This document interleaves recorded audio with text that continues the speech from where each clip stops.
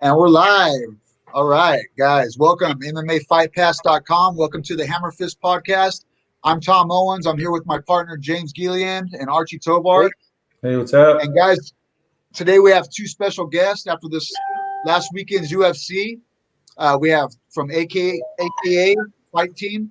We have Thomas Diagne and we have Gabriel Mowgli. What's up, guys? Welcome, guys. Sure. Hey, I'm known for murdering last names, guys, so I have to make sure. Benitez, right? Benitez, yes. All right, cool. Hey, Thomas, it was a last-minute thing getting you on the show today. Thank you very much for responding to my text to you, man. I really appreciate that. Yeah, of course, no problem. Yeah. I know you're a busy guy. This last UFC was nuts, and man, I got a lot of enjoyment out of your guys' fight. Congratulations, Gabriel. That knee to the body was absolutely beautiful. It was beautiful. So thanks a lot, guys, for coming on to the show. Welcome everybody that's out there. This has been one hell of a year, man. 2020 has been it's been a crazy ass year, and I'm glad for it to be over with here pretty soon. And hopefully we can get on to the next stage of our lives. And but so thank goodness to MMA, Tom. Thank goodness to MMA. We still got that in our lives.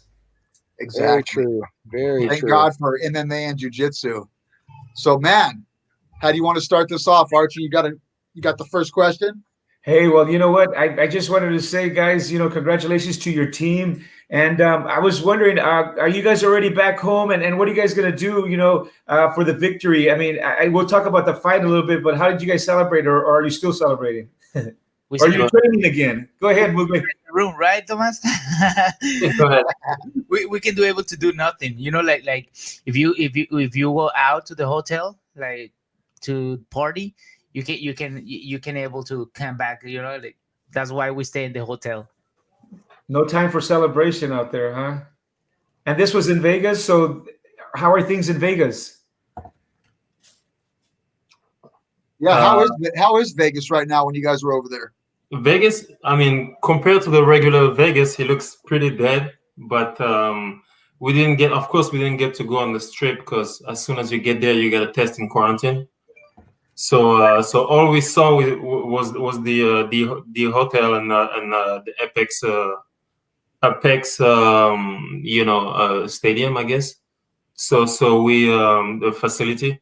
So we didn't get to see Vegas that much because all we did was staying at the hotel. And like Mowgli said, right after the fight, all we did was just staying in a room and, just answering to our families and friends and, saying that we're good. Mowgli probably had to do the same thing, telling people that it's good. And, we were ready to get back to our families. We both have kids. So yes, we're just ready to go back, Yeah, that's not my ideal way to chill in Vegas. But the great thing is, man, it's nothing better than getting back with the family and friends, especially the family after a victorious night in the cage. Because, your family, the wife, the kids, and, your mom and dad and the family, when you're doing a cage fight, there's a lot of stress, not just with you, but with everybody out there. So definitely a big relief off your shoulders for that to be over with. Connor from Resilience. Hi, thanks for tuning in, brother. As the show goes on, guys, we'll have some guys will tune in throughout the show that watch, and we'll say hi to them here and there. But anyhow, we got plenty of questions for both you guys, but I'm going to start with you, Thomas, since you're the first one that I met. Now, Thomas, you're not just a coach at AKA. As I did a little research on you, it looks like you've done quite a bit of competing yourself in martial arts. And you're from Paris? Yeah, I was born and raised in Paris, and I came here 11 years ago. Almost 12 years ago, I signed a contract with Strikeforce. So that was my first fight in MMA, and that's what brought me in the country. And then I stayed, and I built my life here, and I fought in different organizations, and I was able to do a lot of things here, and then now I'm here signed with Glory Kickboxing. All right. Yeah, you have some beautiful kickboxing. You fought in one of our favorite shows here locally at the Tachi Palace at one point in your career. Yeah, right. Yeah, once or twice, something like that. Is that in the beginning of your MMA? No, that was after That was after Strikeforce, I think, or between Strikeforce and Bellator, I think so, or right after Bellator. Yeah. Now, Gabriel, you're also from out of the States too. Were you born and raised in Mexico? Yes, I born and raised in Tijuana. I'm from Tijuana. It's next to San Diego, and I miss the food. Oh man, you and me both. Yeah. I love Tijuana. Hey, TJ is one of my favorite places in Mexico. The tacos, la tortas. Yeah, that's why. Hey, yes. So being born and raised in Tijuana, what was? I like to ask all the fighters. You know, you're in MMA now, but what was the first style of martial arts that you started with? Was it boxing, kickboxing, wrestling? I started with kickboxing and jiu-jitsu at the same time, you know. And when I was 18, I have like almost 13 years fighting, you know. I have 32, and my first pro fight, it was when I was almost 19, you know, like 8 months later when I start to train. It was my first pro fight, MMA pro fight. But I start with with kickboxing and jiu-jitsu, and I do like almost 16 or 17 MMA boxing amateur fights. And you know, like I feel I have like a good background. Quite a bit of fights before the MMA career. How old were you in your childhood when you got into martial arts? 18. 18. Yes, I started when I was 18. Yes. Did you compete in jiu-jitsu tournaments as well? Not too much in the beginning, you know, but not now. I don't need to compete with all these beasts that I have in the gym, you know. There's enough action already with that. What about you, Thomas, over there in Paris? What was the first martial art that you got into? I was doing Senshu Chinese kickboxing. You know, like Kung Lee. Okay. Yeah. Sancho? Sancho, yeah, Sancho. So that's Chinese kickboxing. I do a lot of kickboxing, and that was my background. I didn't do no grappling or rolling Sancho. There is takedowns, but I didn't do no grappling or real wrestling until I got to the US. And at one point, you guys were brought together. Was it AKA that brought you two together? Yeah. Man, so what is it like training at AKA? All kinds of superstars coming out of there. It's hard, real hard. It's tough. Yeah. It's intense. Hey, Gabriel, I got a question for you. You know, kind of talking about the training. Tom just mentioned AKA. You know, it's a long road, you know, to get into the UFC. And you don't have to explain the whole road, but from being in Tijuana and fighting in Tijuana, what was the road like to get to the UFC? And how many years ago did you meet Thomas at AKA? Well, you know, like I take to fighting UFC, I take like almost 4 years. You know, when I start, and wow, yeah, and it's because I do like I stay in the, how do you say, like development for UFC in Albuquerque, and I fought there. Like I do my debut in 145 there in Albuquerque. You know, because I fight before in 155. You know, this is my second fight in inside the company, inside the UFC in 155. But my main is keep fighting 145 because I feel strong, and you know, I'm bigger for that weight class. And you know, like if it's one opportunity to fight 155, I want to grab it. You know, like keep it. But yeah, okay. And how long I meet you, Tomas? Like 6 years almost. Yeah, I think so, something like that. As soon as you came to, you know, after the Ultimate Fighter or something like that, as soon as you came to US, I was still there. I wasn't a coach at that time, but yeah, we start working together right away. So go ahead, Art. I was just going to say that amazing knee, Gabriel. Who do you give credit to that? I mean, the credit goes to you. You were there. You saw it. You saw the moment, and you did it. But have you been practicing that? And tell us about that, man. Yeah, you know, like I practice with Thomas, like a lot of clean stuff, like knees, everything. And, you know, like I changed a little bit my style when I was in Albuquerque. They changed because before I remember in the beginning of my career, like all the people loved like my style because I throw like flying knees, like stuff like that, and I throw like a lot of knees. And I stopped to throwing knees because when I was in Albuquerque, they said like, hey, everyone is a wrestler. If you throw like a knee, you stay in close range and they take you down. Like and that's the thing that we have like all the Mexicans. Like we don't have wrestling and good jiu-jitsu, and that's true because here in the school you train like wrestling or in the college, and Right. in Mexico it's like you only play video games or soccer, like it's not the same like here. And that's why I changed my style, and it was more like a boxer. And right now because I train more with Tomas, is a great kickboxer. He the old Mowgli start returning like slowly, like that's why I throw more like knees. Like if I see the opportunity, I throw elbows. I feel it's come back little by little. Awesome. What do you It think, is Jay? awesome. Watch Now, this knee. how was it going from being in Mexico and competing there and then coming onto the American scene? Was it much of a difference for you? Was it just the way people were over there compared to here and promoters and whatnot? Like, was there a difference or was it just a smooth transition? It's different because the level is different. Like here, like in AKA, even the amateurs, they are really, really good. Like it depends on your training partners. Like and here the how do you say like the advantage that you have is we here has like wrestling and not in Mexico. That's why if you see almost all the Mexican fighters now it's different because they now start change everything.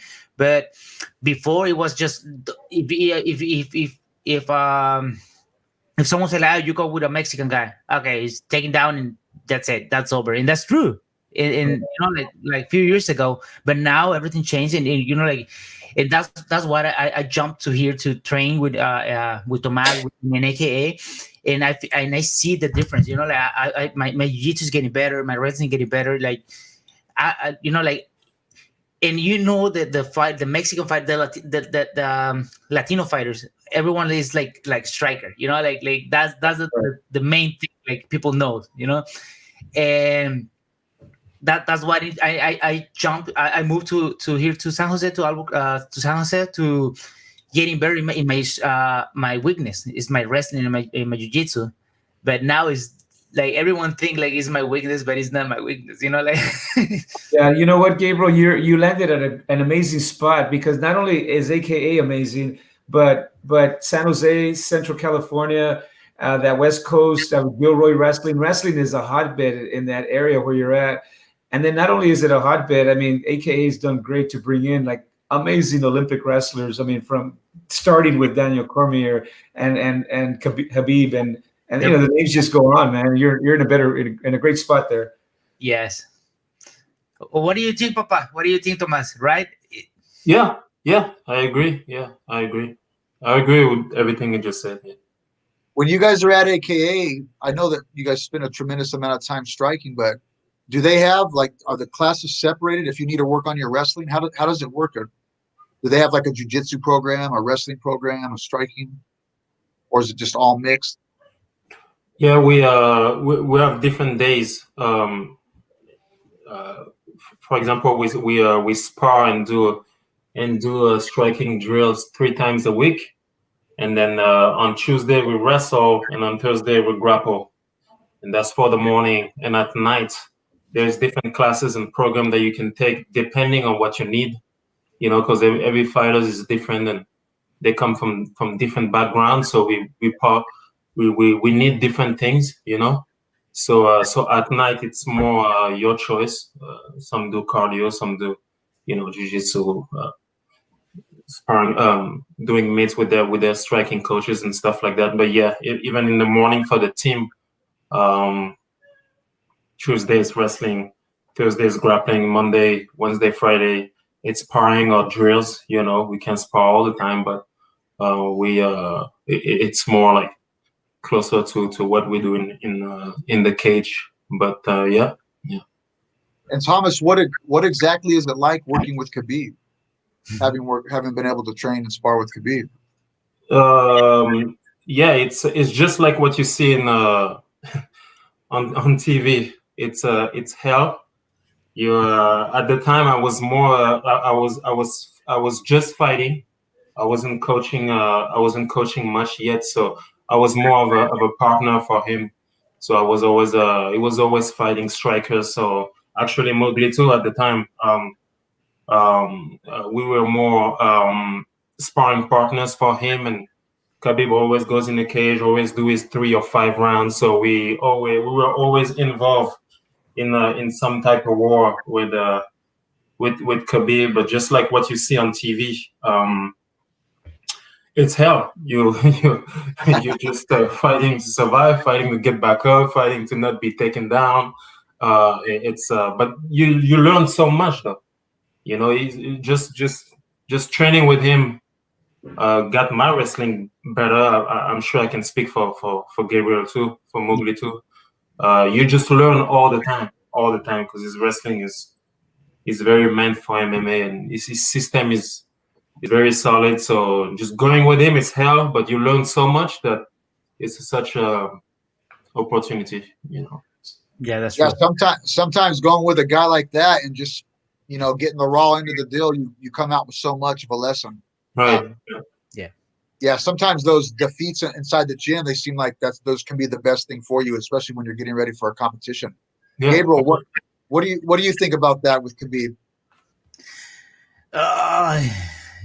When you know, it's funny because I see his, you know, when you fight, I see his fights and how he smashed these guys, and in my mind, I'm start laughing because I in my mind is like, I know what you feel right now, you know. It's like it's really really good with his wrestling, and the only time you have to rest is when the round is over. That's it, you know. And he helped me a lot with in a couple fights too, because we fight like almost in the same time, like a couple times, and I feel very confident with my my defense takedown, because sometimes so you can, if you can stop like 1 or 2 takedown to him, it's like, oh, the other guy is not as strong, is not as strong like him, and he's not good enough, you know, like, and that's helped me a lot too, you know. And these guys, they are really really good. I start laughing when they take do the takedown and it's on top of on the other guy, and the other guy he can do able to do nothing, you know. And yeah, it's really good to have these partners in the gym. I can't even imagine. And then Daniel Cormier is another one. Like, even though he's not fighting right now, does he still coach in there and help you guys out? Yes. Is he there quite often?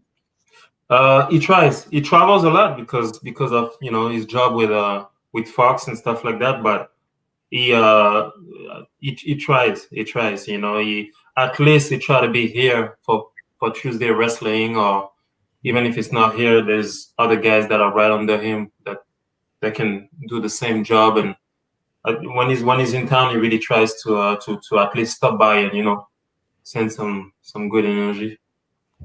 Yeah, Daniel, the last interview, I like to listen to him. He's also does a great job in podcasting. The last interview I was watching with Daniel with Ariel Helwani, he was talking quite highly about you, Tomas, and he spoke about Javier being out on the road right now or not at the gym, and that you were doing a lot of the coaching at AKA. What's that all about? Yes, so yeah, because Jav has been he's been traveling, you know, in Dubai for the guys' camp. The Khabib's fighters. They've been in camp over there, so he's been over there helping them, and I guess he's meeting a lot of people and taking care of some business. So me and Ron Kessler, Ron, who is a former MMA fighter too, but also a very good black belt in jiu-jitsu. We've been taking care of the gym, So until Hart comes back, which should be soon now, maybe January. But we've been doing good, man. We've been we know the formulas, and me and Ron both have a MMA background, so we're on the same page on most of the things. So we're able to really observe the fighters and try to give them the best solution on how to fight for the next fight. We've been doing good. Now, just So- like Khabib and Daniel, how they work with you and coach you guys, do you guys have a younger group of kids that you guys work with, like youngsters that haven't fought yet, but that's their plan in the future to Yeah. be in MMA? Yeah. We have an amateur team, and we also have like you said, a younger pro team. Guys that have like great potential, and we really need to stay on them to not waste that potential. So it's very important that we we look at them every day and try to direct them on the right direction. But yes, AK is a big platform. We have people coming from all over the world. Or try to come. So is that AKA strictly MMA gym for fighters, or the public, the general person, can they go in, or is it just for fighters? No, it's a big gym. So there is it's a big gym. There's actually way more students than fighters. We have MMA classes. We have jiu-jitsu classes, boxing, kickboxing, kids program. And then we have a kickboxing team too, a kickboxing pro/amateur team who does just like strictly Muay Thai kickboxing. Yeah. So it's a big gym, and we have different programs over there. Very So complete. Wow. So Mugli, would you say this is your home gym? You have it all there, but there's no reason to go anywhere else. But is this where you train for all of your fights now? Sorry, can I? Is this where you train for all of your fights now, Mugli? At Yes. AKA, I mean, this is your home gym? Yes, AKA is my home right now, and like I'm still here until I retire. I feel good. I have a really good training partners, and that's the main, right? If you have a really good training partners, you need to go to all the way to other place, right? And that's why I moved here, because I'm from Tijuana. In my old gym, like I was here, the other guys was here. Like it was super hard to me to grow up more, and that's why I jump here, because when I come here, even in Albuquerque, I train with I spar with the heavyweights, and I knock them out with the liver shots and like kick and deliver, and that's it. Is some notes there in the web. You can see like, oh, a Mexican fighter is knock him out like heavyweights in Jackson, because I was there from to the development program from UFC for a year and a half, and I supposed to fight my first fight in UFC with, I don't remember who, but they say like, hey, we don't have like too many fighters in 145 in the top. You need to go to the house. And I say like, no, why? If you say like I'm fighting, like next month in UFC, and he said like, no, we don't have like too many fighters in the top. You need to go. And it's it was better for me right now, because they give me more experience. And I feel good. And here in AKA is like, oh, I forget. That's why I moved to here, because in Tijuana it was here. I was here, and the other guy was here. In Albuquerque it was like here almost, because my striking, but not my jiu-jitsu, not my wrestling. And when I come here to AKA, I spar with the amateur guys, and they are really tough. And when I spar with the pros, I say like they punch me, they hit me, and it's like kind of challenge for me. I'm staying the place. I'm not the best. If I am the best, it's not the right place or the right spot for me. I want to stay in the place that they how do you say it, when they push me more to, and that helped to grow up, like to getting better in my skills and everything. That's why I'm staying here, because everyone here is like a monster. Yeah, no, that makes sense. Hear that, guys? You hear that, guys? We got a lot of young friends and fighters. If you want to get to the next level, if you're the best guy in the gym, you need to go look around. Hey, and going around to another school, being a real martial artist, respect and honor. Yes. Really respect. Respect is a big one. Thomas, talk about having respect when you go to train with another gym or another camp, or maybe you're training with somebody. But how important is respect, even with your opponent? Gabriel, after your fight, you went to check on him right away, right off the bat. Yeah, because this is a sport and a show, right? But like, I know it's a show and this is a sport, and I'm not taking like nothing personal, and if I hurt my opponent, I want to see like if it's okay, like, because this, I'm not that kind of guy that is like, oh, fighter like is like cocky, and like, and yeah, the respect and everything is the first thing, the first thing in the cage, like, if like, I don't know how to explain. Thomas, let me hear give us your take on that. In the case, like Mowgli said, we even when there is some tension in the cage or in the ring before the fight, I think we just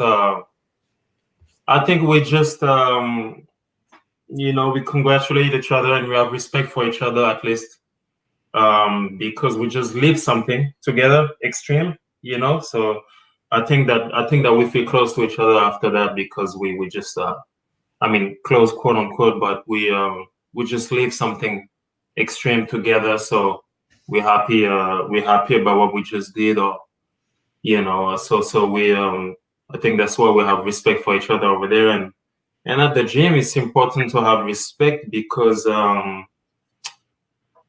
we're partners, so that means we're working together.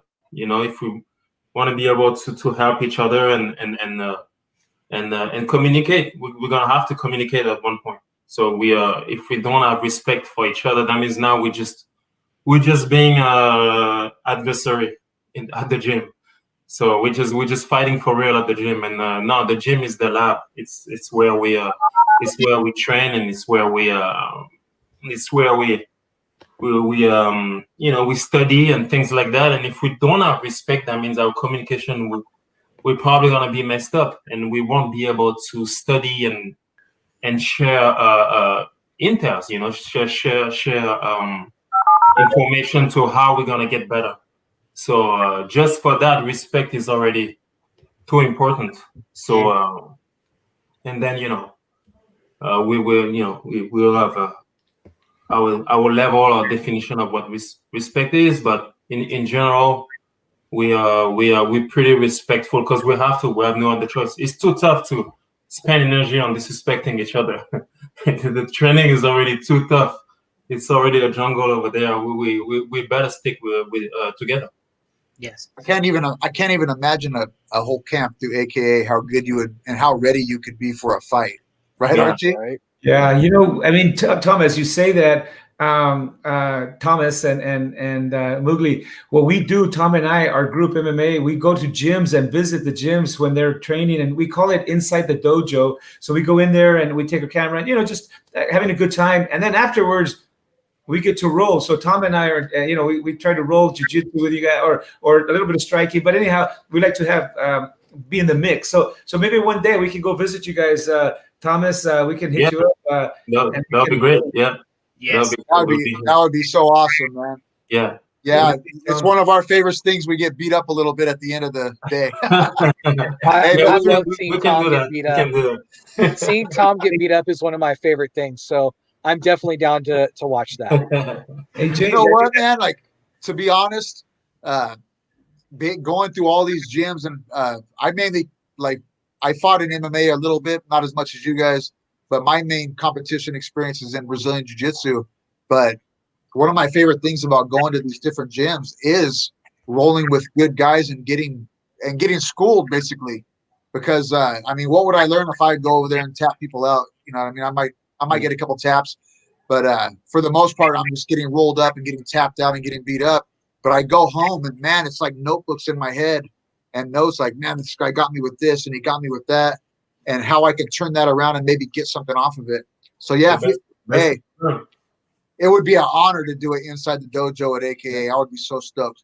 Does Dave Camarillo still teach jiu-jitsu there? No. He stopped a long time ago. He has his own school. Okay. Guerrilla Jiu-Jitsu. Yes. They train.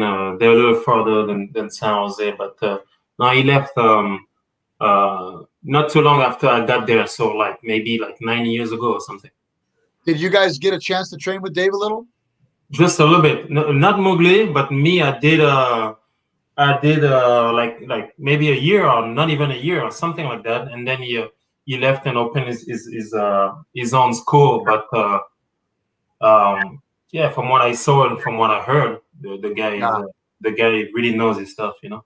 He was one of my old teachers. He was really good. I knew he trained there for a little bit. I wasn't sure if he still was.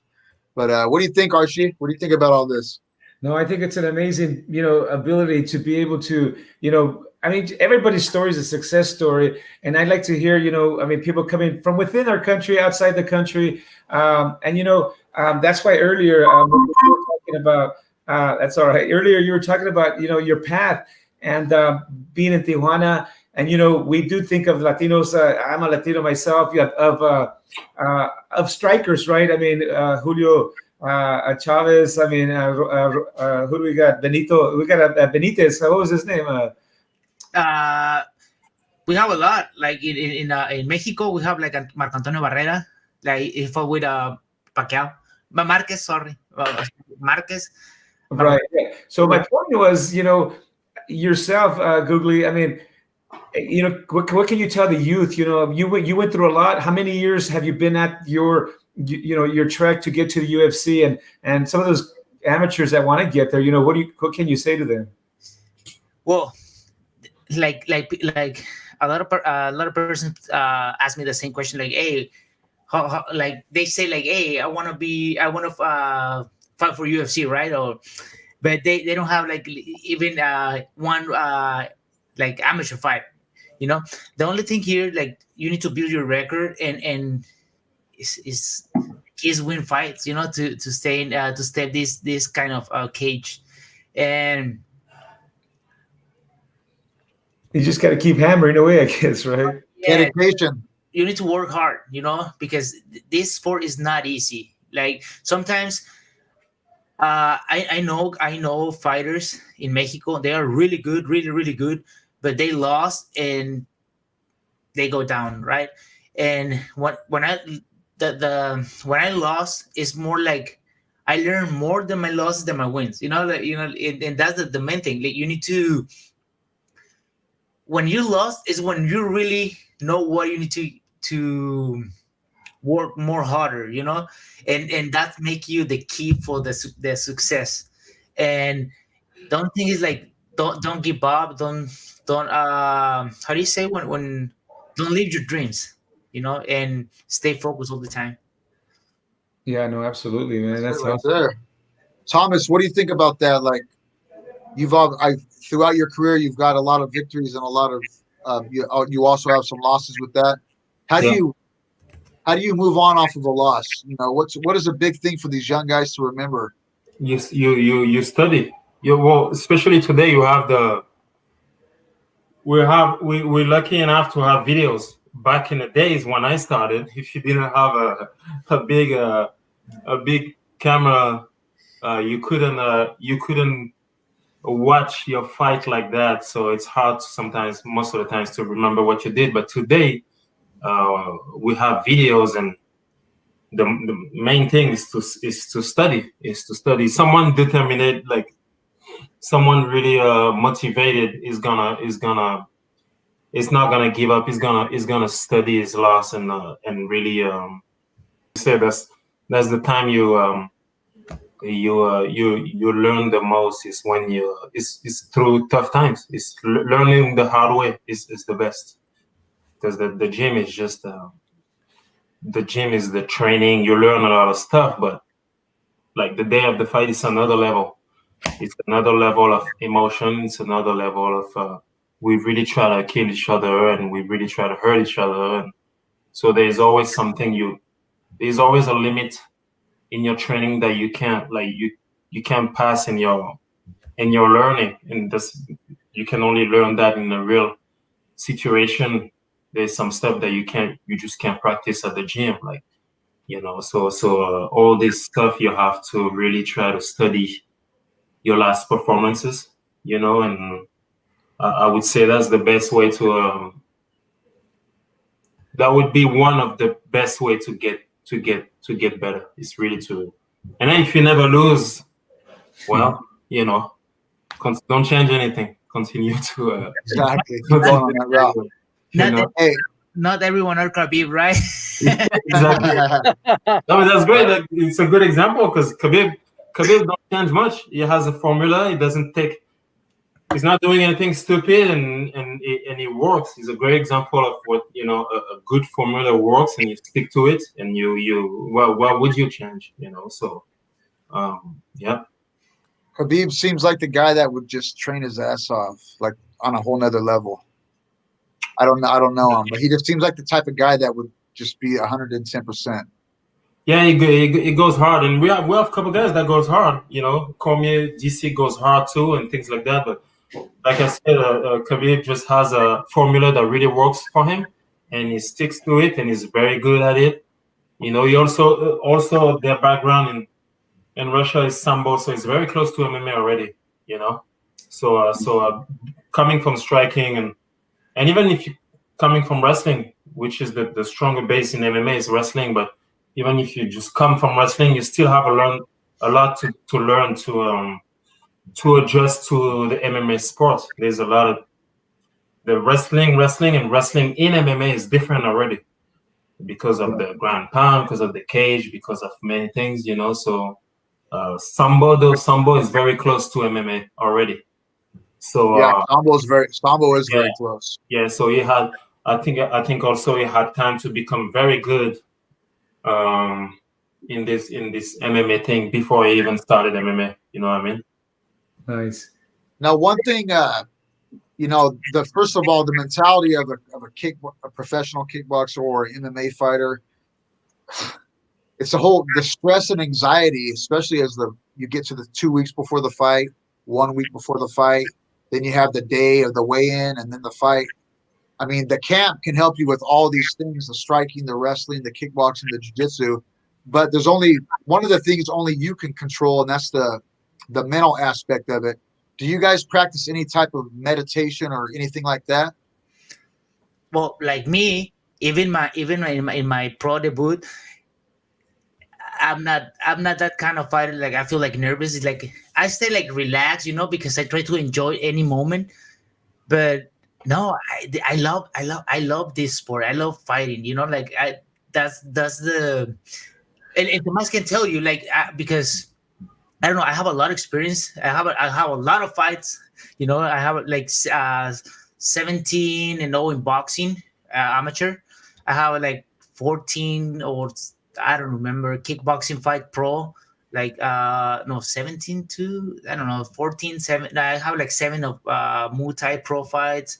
I have almost more than 35 MMA fights pro, and I did like a lot of kickboxing. It's I feel I am that kind of fighter. I love my job. Like I love the thing that I do in that moment, and I try to enjoy everything. If I feel like nervous, it's like or like that is like, well, it's not my. I'm born for this. You know what I mean? Like what I try to say, like if I feel like nervous or something like that in my mind, like you feel like that is because is you're not a fighter, But it's different. Like I have a friends. They start puke. They have like that diarrhea before the fight, and not me. I enjoy every moment. And the thing that I say always is like, how I can translate this in English is like, Go ahead. I want to start. I want to everything start for everything's end. You know, like I don't know how to translate in English, but I say like I want to find a start to finish. You know, like in that moment. All right. I love Nice. it.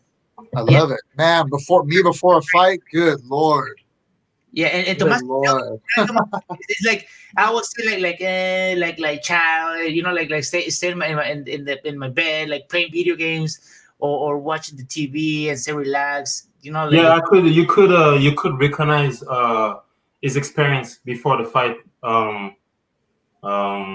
Yeah, so same like Mowgli. I have a lot of fight in kickboxing, and I don't think you can. I don't think you can. You know, it's normal to feel stress and to have emotions and stuff like that. But as you get better, you're able to not put your focus on it and kind of focus on your work. And me, when I'm cornering fighters, I can see, who is able to manage his emotion a little better, and me, I have over 100 fights in striking, and I have, I think, 15 fights in MMA. And as I'm still stressed today, but I'm able to put my focus somewhere else and kind of not forget about it, but I'm not making it a big deal, So before, like you said, I thought something was wrong with me. So I was like, oh man, you think something is wrong with you, or you think, yeah, why do I feel like that? But actually, you just need to um, find a way to manage your emotions, and I'm able to put my focus on my work, and that's what I saw with Mowgli. It's normal, his focus and stuff like that, but he's able to put his focus on what is about to happen. So he's not too much. What if this happened? What if that happened? Because this is endless. So yeah, I could see the day, even the right before the fight, that he was almost just like inspiring. So I wasn't sure because that's my first time cornering him. So I know that he was ready at the gym, but I didn't know how it was, because a lot of people are ready at the gym, but the day of the fight, they're different. They kind of, they just don't put stuff together correctly to perform correctly. So the day of the fight, I was like, oh, it looks like it's gonna be just like inspiring, and he's gonna be able to do what we worked on. I was just I was just wondering, is he gonna change the day off or not? And it didn't at all. So, and this comes with experience. Yeah. Wow, That's good awesome. point, man. Good information. Yeah, amazing. Hey, so what's next for Mowgli? I mean, who you got next to Mowgli? When you guys want to fight again, or for your camp? I mean, I know you just got off of a fight, but people usually ask you, so what's next? Yeah, well, right now I feel good. I don't have any injury. Just my leg a little bit swollen because I kick a lot, but it's nothing. I want to fight like very soon. Like right now, like a lot of fighters that test positive, and maybe is right now is the moment to make money. Because to be real, I'm staying here because I want to make money.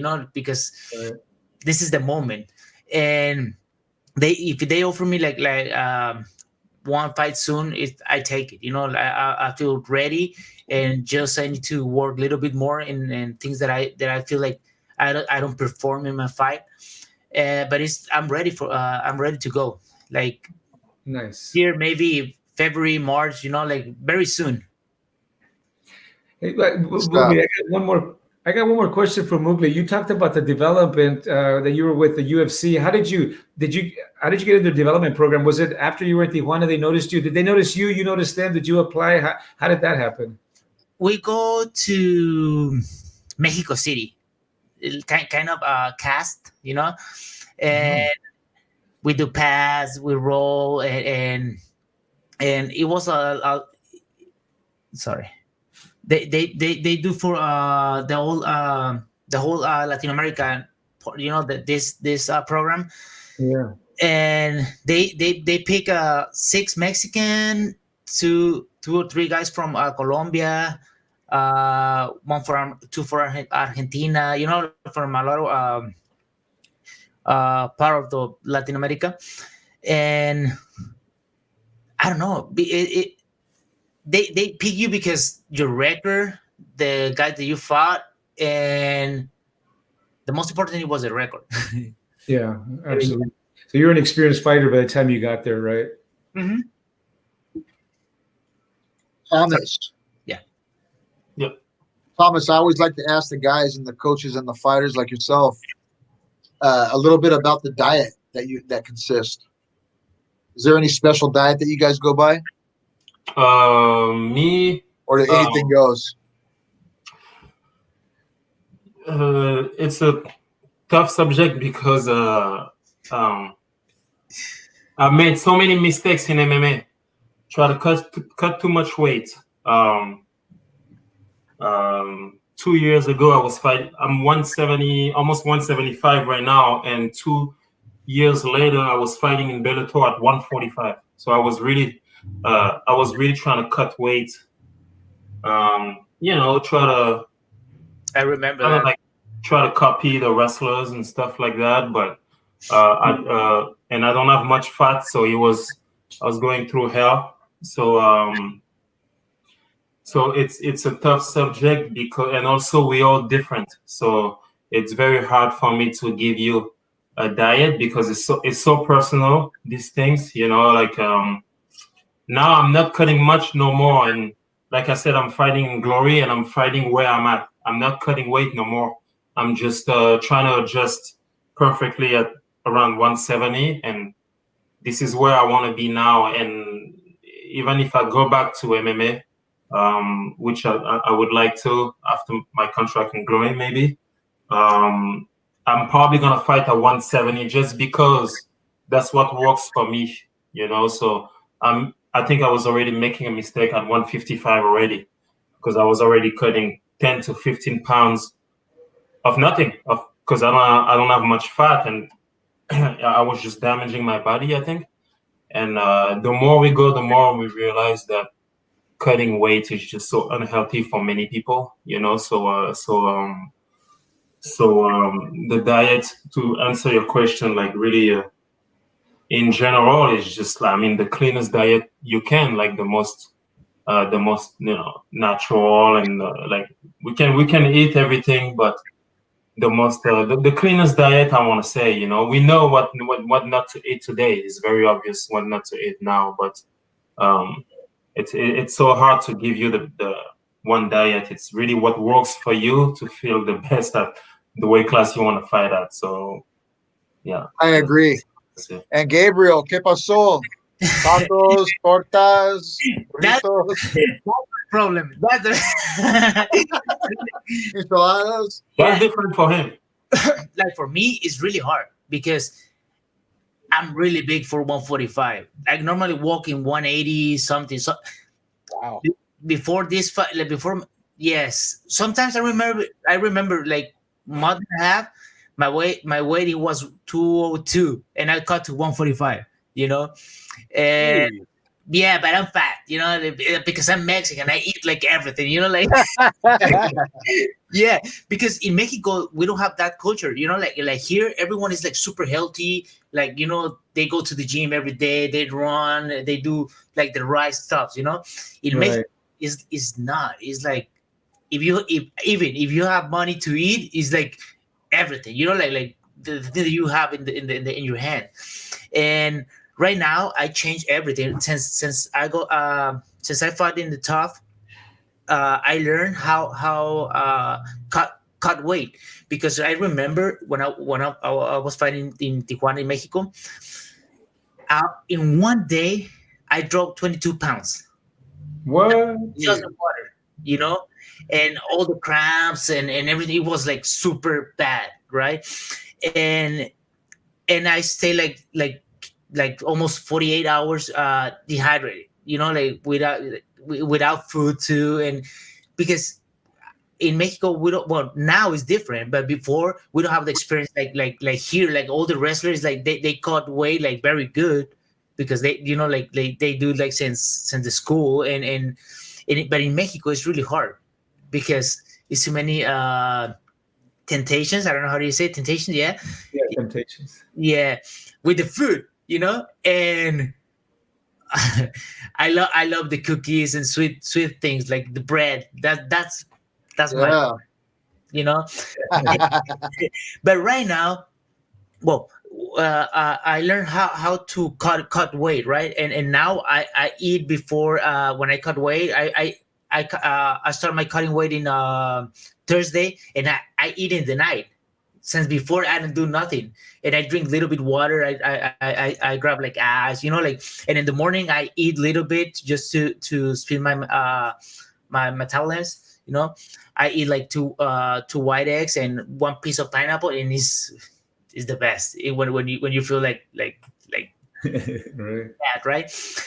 And for 155, I'm still, I'm dropping for 180, 185 to 155, and it's not too bad. But I want to make always the last pounds is the worst. Even if I fight like in 155, if I fight 145, it's the same thing. The last pounds is the worst thing, like Last 5 pounds. yeah, you suffer a lot, but right now I changed my mind because I see here like how do it and how it's like a culture, they eat clean all the time, and that's the thing that I changed a little bit. I try to eat healthy like the most part of the time, but it's hard. but yes, and but if I don't want to suffer, I start my diet like 2 months before, like really good, and I can eat something if I want like one bread in the end of the week. I eat it, but it's really hard. It's really hard. Now, Good for stuff, both of gentlemen. you, I'm curious about your guys' experience recently with the past UFC that's gone on. You guys have both competed in front of thousands of people, and what's it been like now only competing in front of maybe like 50 people total?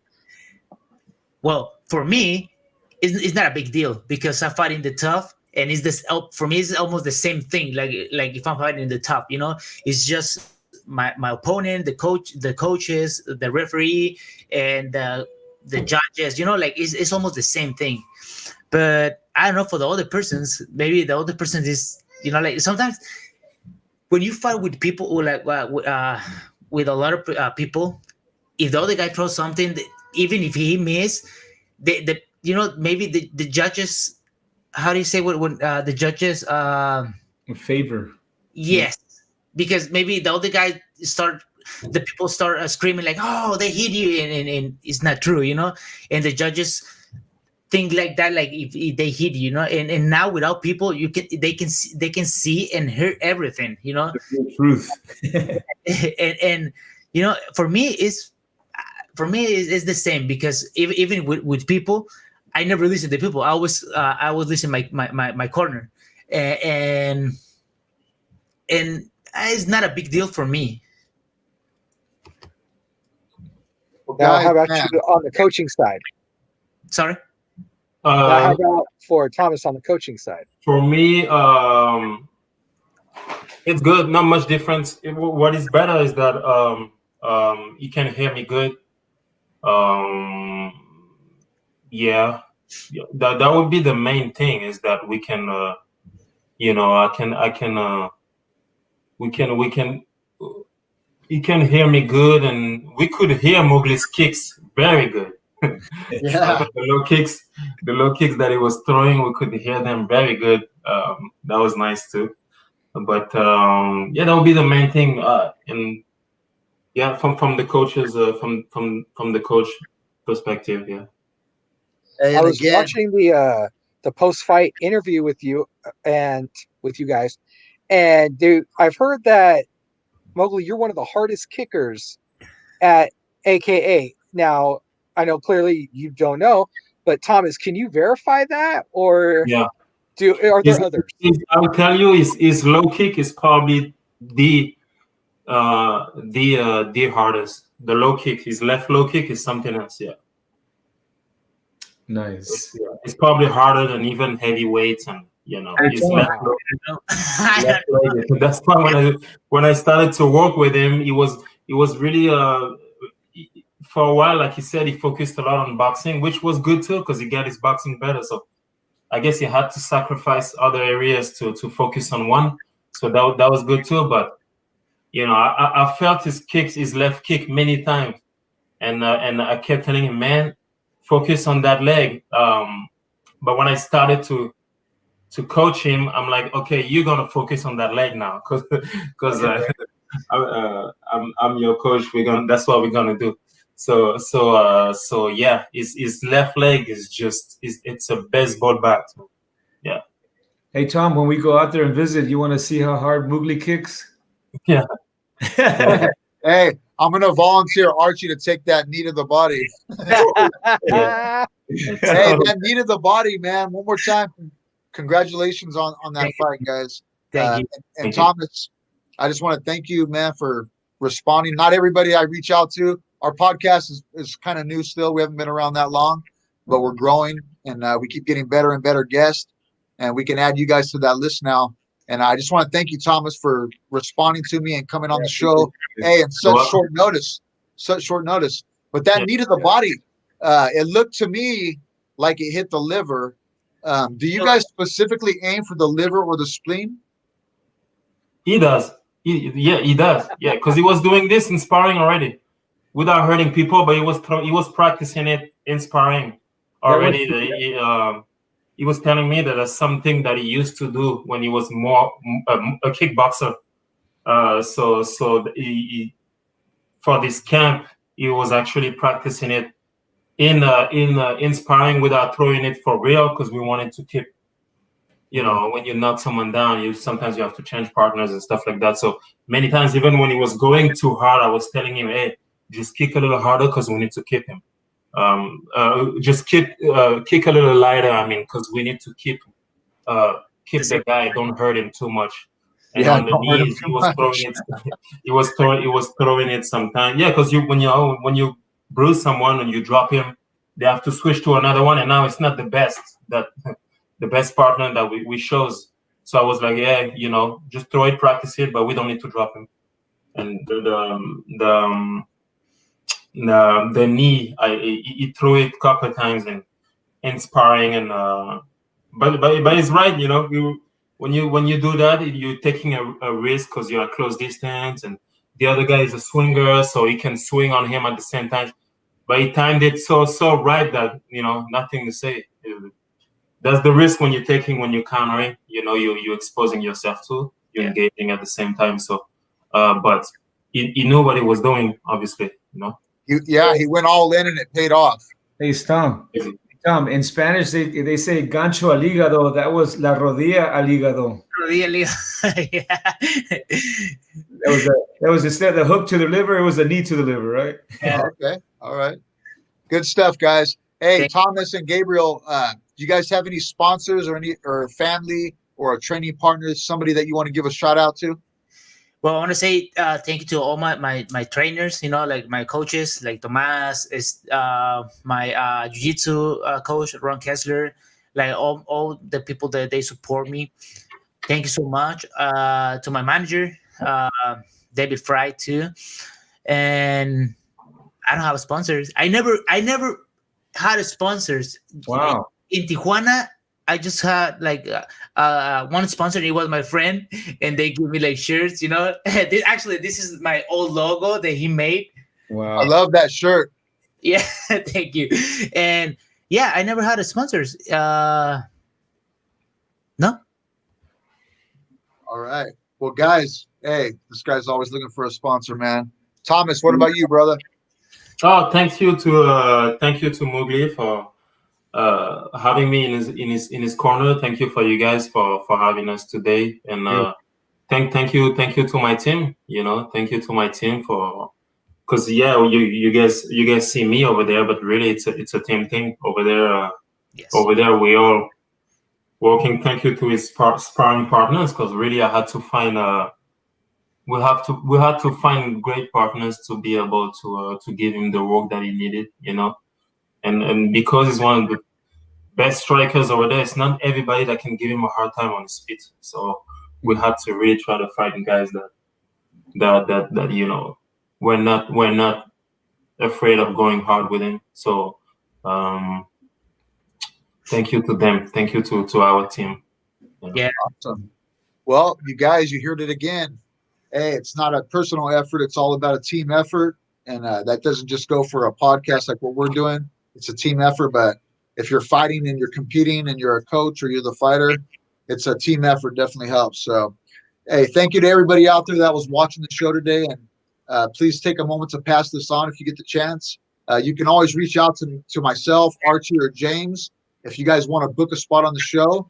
And, hey, man, this 2020 has been one hell of a crazy year for everybody and whatever you do, whatever job you do, if you're fighting, competing, or you just got a regular Joe job. It's been one hell of a year, man, not just for me, but for everybody. And but I know we're going to get to the next stage in life and we're going to move on. So if you guys learned anything from this show, honor and respect, and just enjoy what you're doing. Train hard, work hard, compete hard, and just keep going on. What do you think, Arch? No, I appreciate all you guys. Yeah, thank you. I mean, everything's a team effort. And again, Googly and Tomas, thank you so much. And we appreciate you guys. Tom, you can close it up, man, and let's just move on. And thank you so much, guys. Thank you. Thank you, All guys. Guys, if you haven't had a chance to check out our website, MMAFightPass.com. Man, Jeff, I love what you're doing with the website. We got a new guy doing our website. It's looking great.